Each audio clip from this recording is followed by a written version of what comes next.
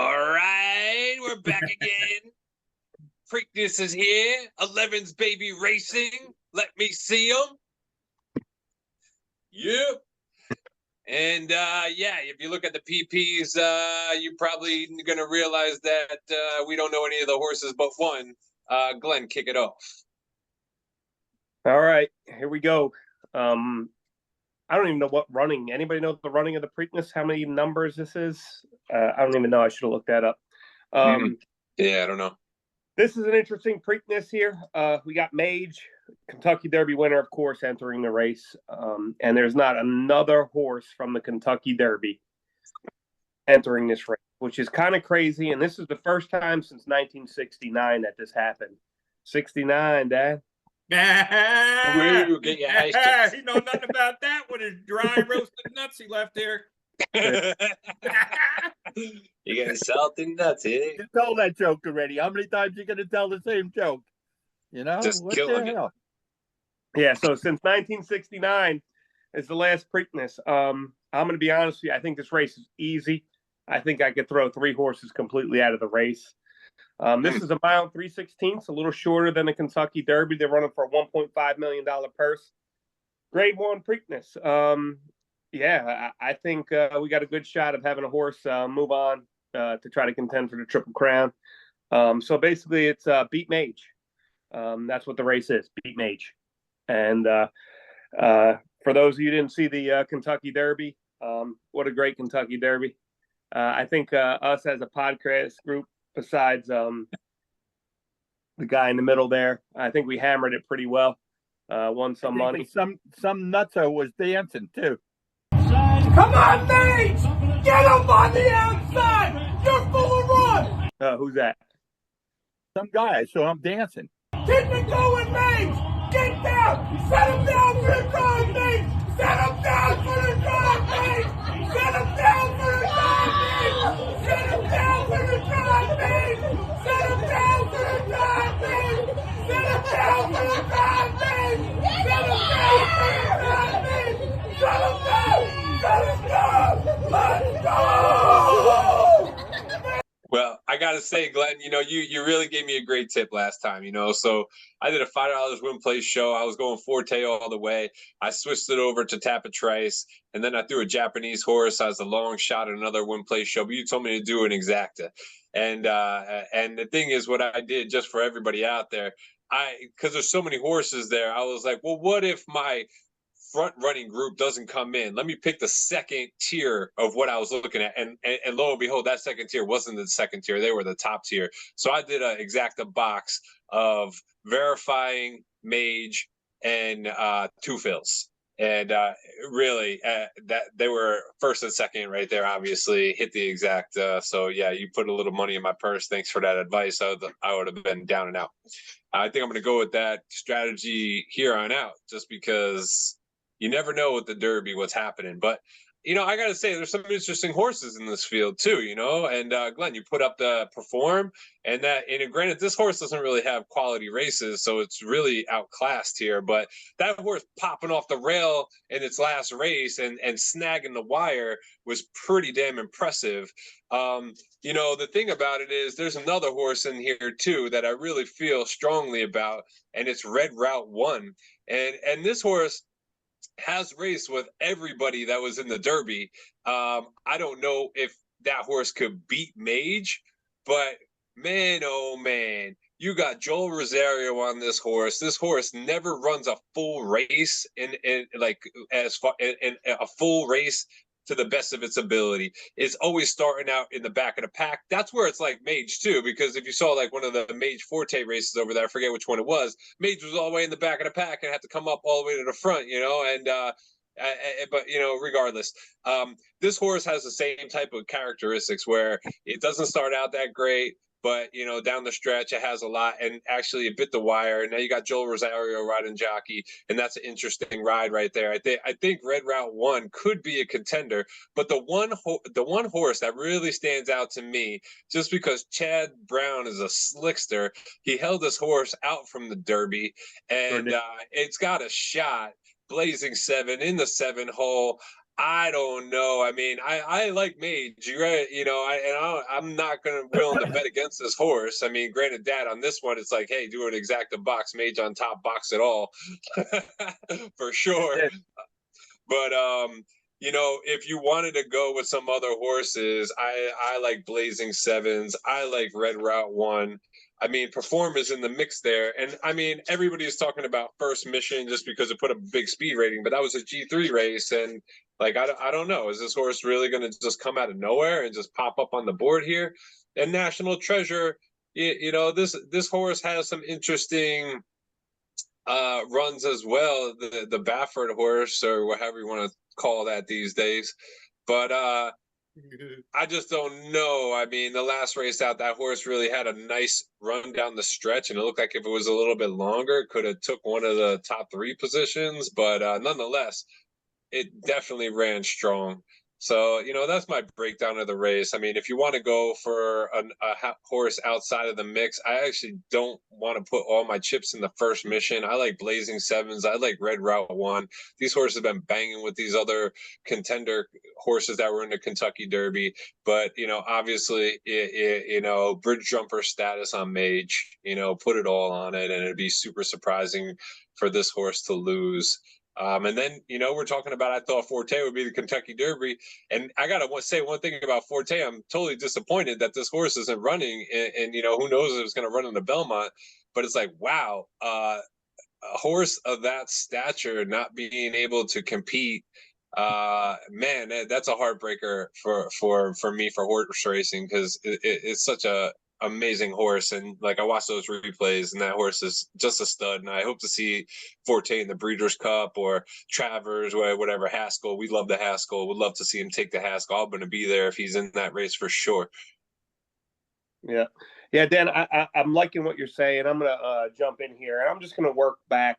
Looking at Bob Baffert's horse, National Treasure, he's adding blinkers for the first time. Yeah. You know, I hate to see the equipment change, you know, in a graded stakes race where you're trying to find something, do something a little different. So something to think about. Can the horse get better blinkers? But horses of that quality, equipment changes, I don't know, you know. But again, how do you look past Bob Baffert making an equipment change? I guess you don't. Then the horse first. One quick stat: Bob Baffert got 7 wins at the Preakness. This would be for 8, and he would hold a record at that point in time. So, fun fact. Yeah. First Mission, when he ran in that Lexington, Disarm finished 3rd in that race. Disarm finished 4th in the Kentucky Derby. That's a good point. Just to throw it out there, doesn't mean anything. This horse is super lightly raced. You know, has a shot. Brad Cox trained, Louis Saez in the irons, has a chance. Blazing Sevens, you could draw a line through the Fountain of Youth. It was a terrible ride. Something happened to him. They put the blinkers on the horse in the Bluegrass. He still didn't do anything great. You're getting Irad Ortiz with Chad Brown. Something to look at again. Perform. I'm going to tell you why you throw Perform out. And there's 3 horses that ran the Tessio Stakes, which is the prep race to the Preakness that's run at Laurel Park. Perform won the race. Perform lost to Mage back on January 28th at Gulfstream Park in Maiden. Yeah, that made it. Yep. The funny thing was that was Mage's first race, and this was Perform's 5th start. And if you watch that race, Mage just flat out outran him. At the short, and a first start versus a 5th start. Perform any of the horses from the Tessio, get them out. If you want to play them for a superfecta and put them in the, you can play games. Throw them 3 horses out that were in the Tessio. So that's Perform, that's Chase the Chaos, and that's Coffee with Chris. No. I'm wrong there. Chase the Chaos, get him out. Whatever. He's a bum. Yeah. Coffee with Chris, and what was the other one? I think Coffee with Chris is in the race just because that he's real close to the track. Yeah, he's there. He lives next door. He needed a 7th. The 3, I don't understand. Yeah, so the 2 of them. I said I think some of these horses are just trying to catch some purse money, and not necessarily to win. I 100% agree. I don't think they had a strong field because none of the Derby horses are in here but Mage. So I think kind of opened it up for the local guys. I'm with you, Dan. I like the Steve Asmussen horse there. He always seems to sneak up and put a horse somewhere they're supposed to be. And some of those races that he raced again, the formidable, horses that were in the Derby, the horse got trapped.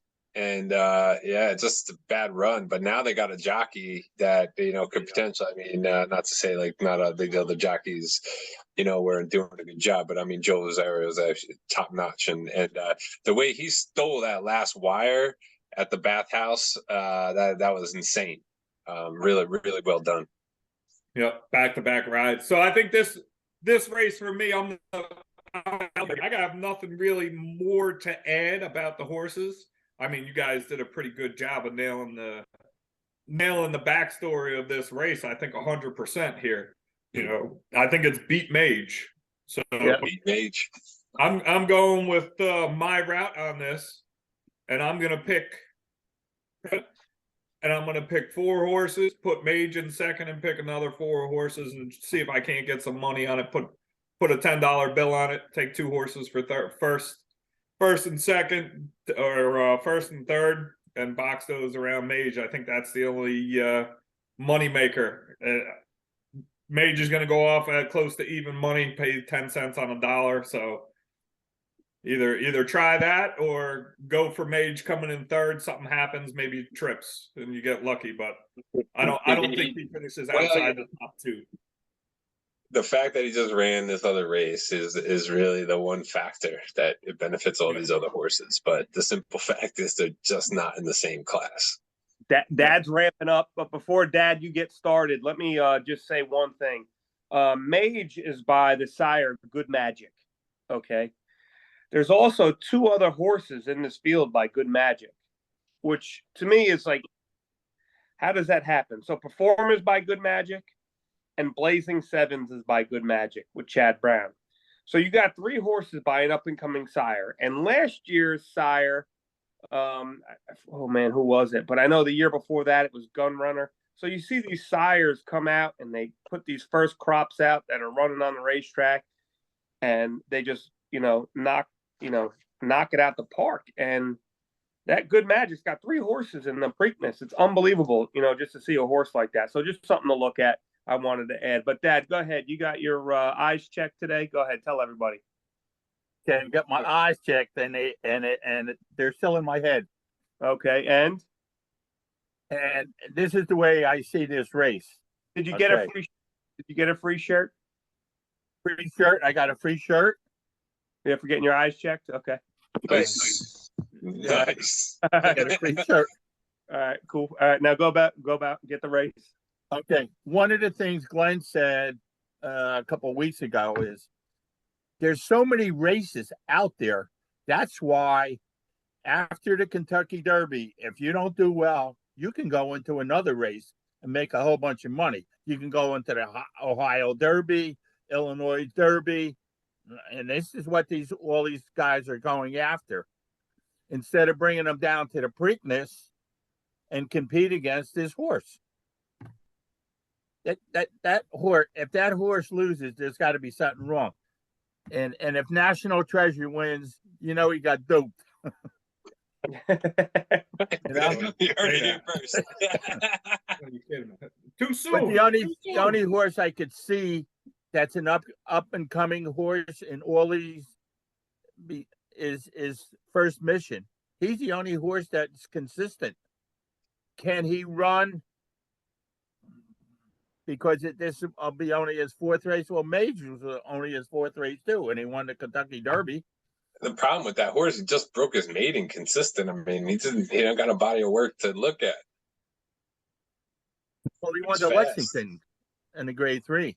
Yeah, right. That's true. Well, he ran one Grade 3 race and won. Right. Yeah, for sure. Well, Mage didn't do anything anyway. Before he won the Kentucky Derby, he was runner-up. But I agree with Glenn. A lot of these guys that are trainers and stuff like that, they're not going to take their horse from the Kentucky Derby and bring them over to the Preakness because it's only 2 weeks. So you can go into other races over there and make money. You don't have to go down to the Preakness to show people this is the kind of horse I have. You got Parks over there. Parks because runs there was like, about 6 to 8 horses in the Derby that could all benefit from, even taking second place in this pot. Are you kidding me? I'm like so surprised. There was just so much talent in that race this year. And it was a hard one to handicap because of that, that there wasn't anybody that, like obviously, Forte's out, you had Angel Empire, but I mean, wow. There's just like 10 horses that you could really throw in a hat and pick a number and potentially could win one of these races, Well, Asmussen has a horse in this race. Why didn't he bring Disarm from the Derby? He was 4th, and bring him down there. Yeah, because he ran in Lexington. Disarm, right. Right. So that's you're talking back to back to back. Lexington is mid-April.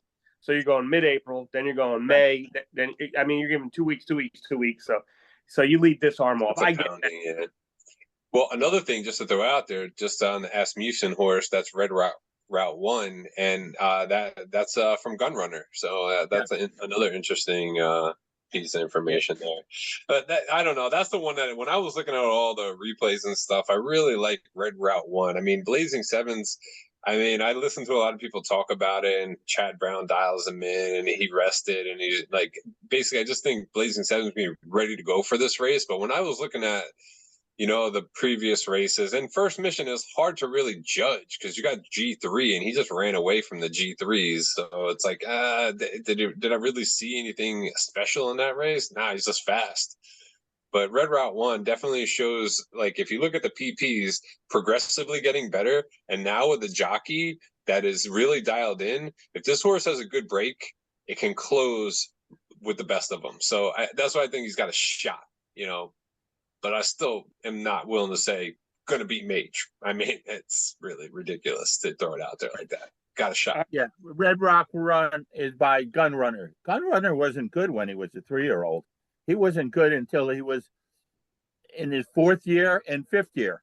And he was racing again. Huh? I didn't know that. Right. He was good. He just wasn't winning, Right. Yeah, that's, and then they retired all the other horses. So then he start winning, and everybody says, "Oh, Gunrunner was, All right, guys. But before we break here, I just want to go over. I printed up the daily racing form for the buyers numbers. So Mage's last race in the Kentucky Derby, he ran a 105 buyer. That was really high for him. Yeah. And the trainer could have really had him cranked up to get that 105. I don't know. They paid good money for him at auction. I mean, it's the buyer before was a 94. So he went from a 94 to a 105. When you see that big jump, sometimes horses bounce. Can he be getting better or can he bounce? So people who think he's going to bounce, Brad, instead of even playing him for second, play him for a bounce, man. Play him to be out. Play the other horses in that trifecta. And maybe Mage finishes 4th. Just something to think about because that's a huge gap from a 94 to a 105. This National Treasure, very consistent buyers, with the last one in the Santa Anita Derby with a 95.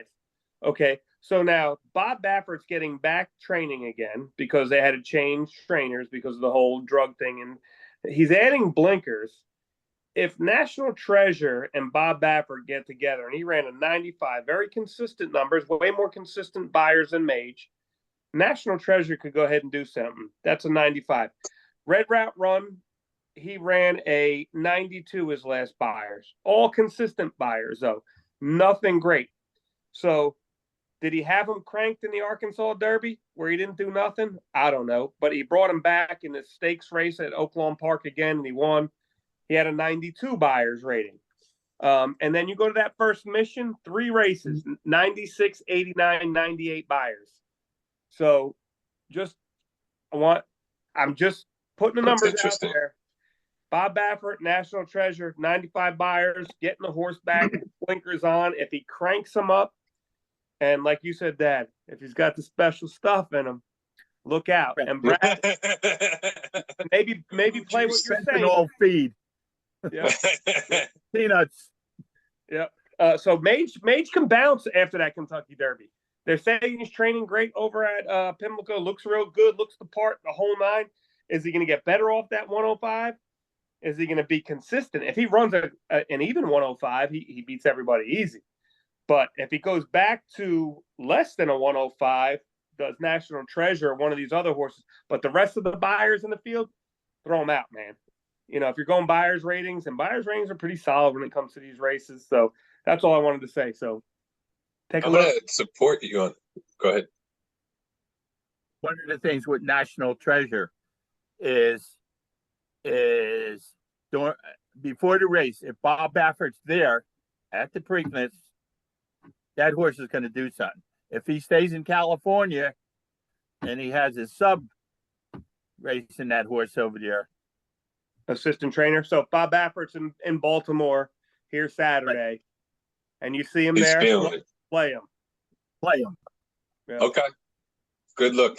And National Treasure, if you really look at that San Diego Derby, the one thing about that horse that I liked better than Red Route 1 is that it ran a consistent race.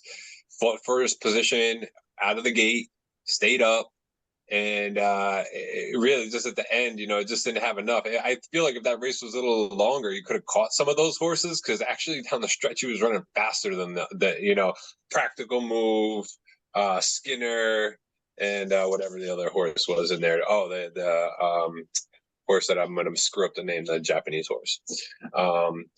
But that horse is right there, you know, and it's got like that's a, you know, that's maybe that's the one. Maybe National Treasure is the one. You know, that's interesting. Thanks for that buyer's numbers. I mean, it makes me feel like Red Route 1 maybe is not in the right class. Maybe he's. You also have to look at Chad Brown.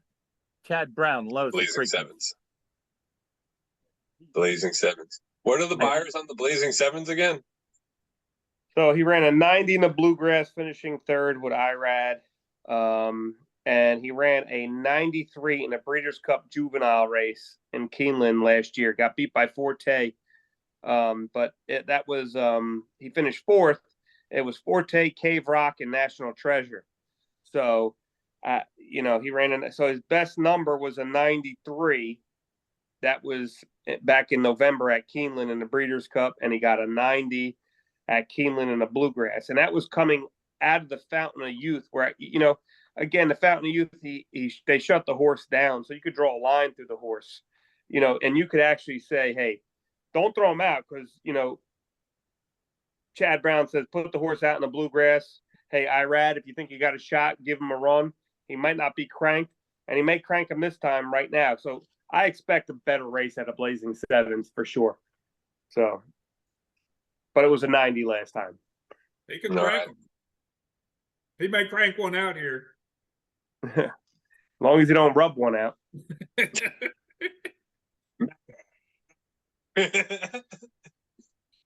Peanuts.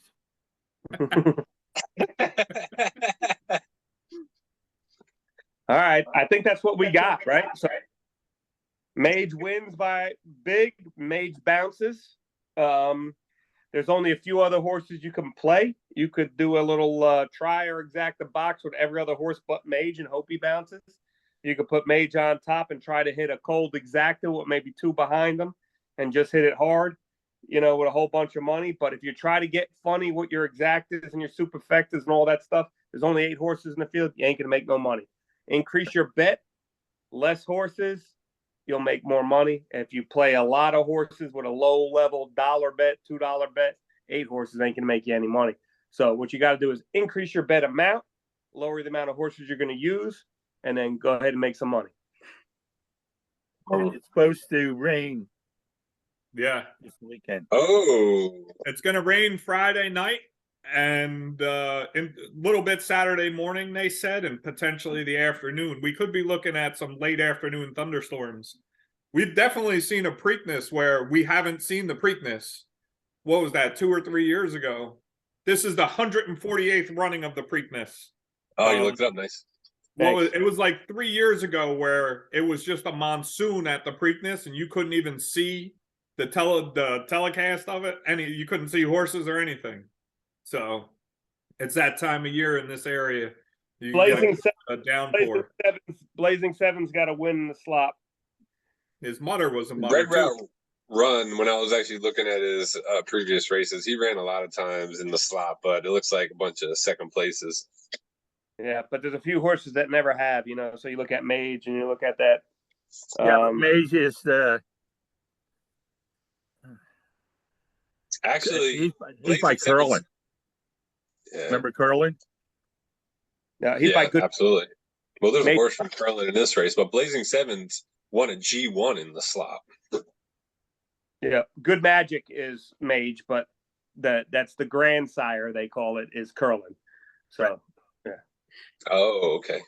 And he won in the slop. You remember that? Yeah.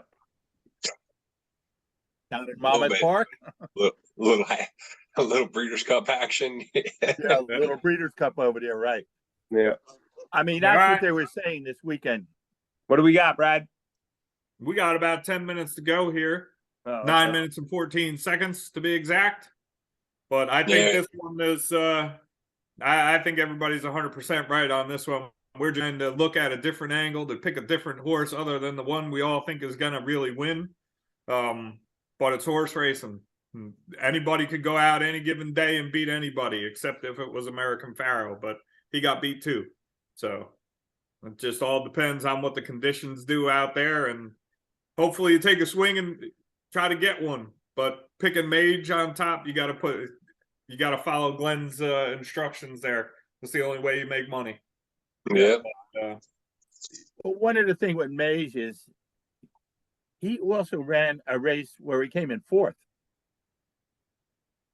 Yep. Yep. His first race he won, then he came in fourth, then I think he came in second. Yep. And then he came in first. Yeah, so but if you look, you look at run line, Dad, if you go back, so he finished fourth, and that was Forte, Rocket Can, and Cyclone Mischief. Cyclone Mischief, I believe, was the horse wearing a 21 saddle in the Kentucky Derby, who you said had a shot and finished dead last. Just letting you know. Well, that's what I picked him for. I picked him for that because it was the jockey. I had the right jockey on that horse. Right, Irad. That was Irad. We lost your video, Brad. Yeah, I don't know what happened. Can you hear me? We can hear you. I can hear you. Blackout. You're like a stiff.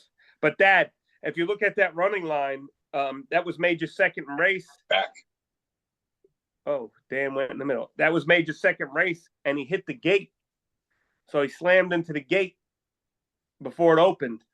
Right. You know, so everything on that running line, you could kind of, despite finishing fourth, you could almost draw a line through the race and say, all right, man, he hit the gate, bumped 5, 3 wide, and he steadied.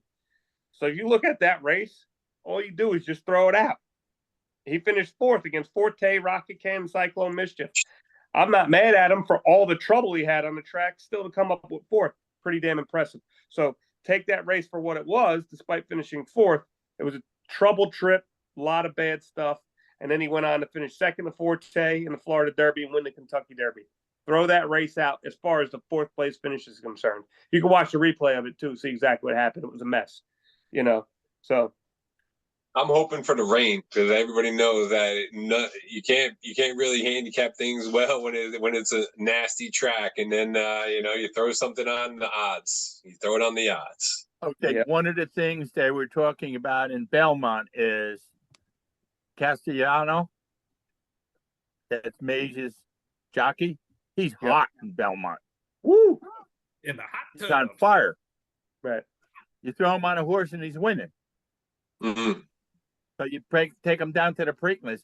Since he won that Kentucky Derby, he's the hottest jockey going in Belmont over there. So that means a lot. Good to know. Yeah. All right. Well, I think that kind of sums it up. Are we all kind of in agreement? We got Mage, or we got the field against Mage. And there's 3 horses you could just throw out because they're locally bred and they've just been there. So yeah, hoping for the best. Yeah, that's it. Play this is a play the odds race. Don't go too. If you're gonna go wild with horses, bet a little bit of money and kick Mage out and see what you can do. And you probably get possibly one or two of them get scratched too. They're just there to make the card right now. So, Right. Yeah. All right. All right. Close it Let's out. go. Let's sign this one. Whoa.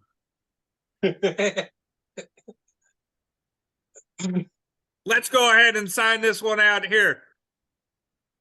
11s, baby. We're out. Mage. Come on, Mage! Get him on the outside! You're full of run! Keep it going, Mage! Get down! Oh, he made it. How are you the first one here? He was way before you. I got some dry roasted nuts here. I got one of them too. Mine's been that way for years. Jiminy Christmas. All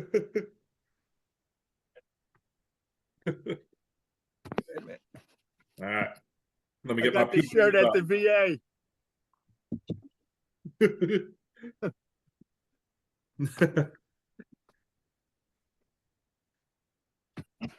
You got that shirt at the VA? Yeah, they checked my eyes. Look at what it looked like.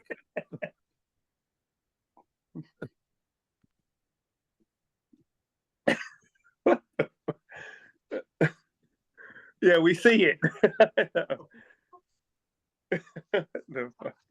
Where's your IT technician here?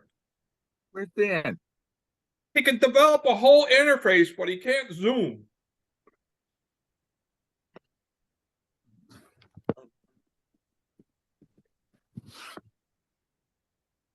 He's wasting our minutes here. Come on, man. What's this guy at? Here he comes. Yeah. What had happened was you sent the P's over, and I thought you just sent the I forgot mine. Hang on. Yeah, I thought he just sent the P's for the Preakness. So I started looking because he said only one horse from the Derby in it. So I'm looking, I'm like, I don't know any of these damn horses. It's the first race. It's a 6 furlong race. You got the same hat on. Yep. Get another freaking hat. I got some nuts. Who's Hey, I happy? went to the VA and they gave me the shirt after they checked my eyes.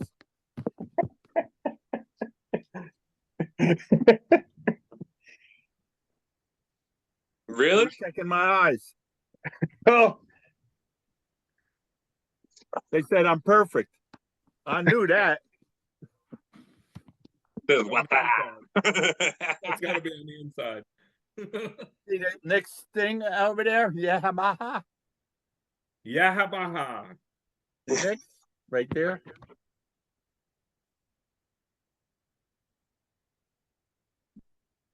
You got the next thing up? Well, I don't even see it. Yeah, right there. You see it?